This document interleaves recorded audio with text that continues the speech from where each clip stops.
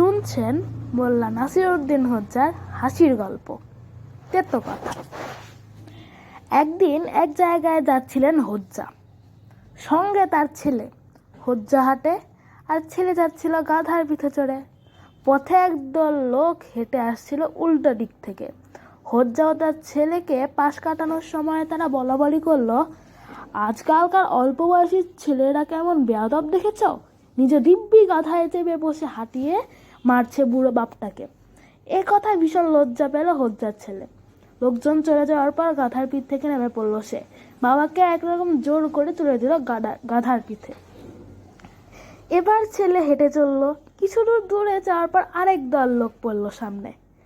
বাপ ছেলেকে পাশ কাটানোর সময় তারা বলাবলি করলো, দেখো দেখো কেমন বেয়াক্কেল বুড়ো, নিজে গাধায় চেপে আরামে যাচ্ছে আর হাঁটিয়ে মারছে ছেলেটাকে। লজ্জায় লাল হলেন হোজ্জা, তড়াক করে নেমে গেলেন গাধার পিঠ থেকে।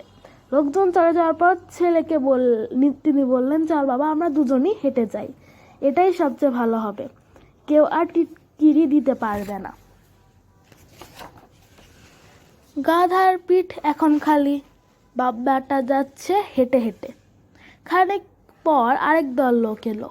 হোজ্জা ও তার ছেলের পাশ কাটিয়ে যাওয়ার সময় তারা বলাবলি করলো, দেখো দেখো বোকার হদ্দ কাকে বলে, জলজানটা গাধা রাখতে হেঁটে যাচ্ছে দুজন।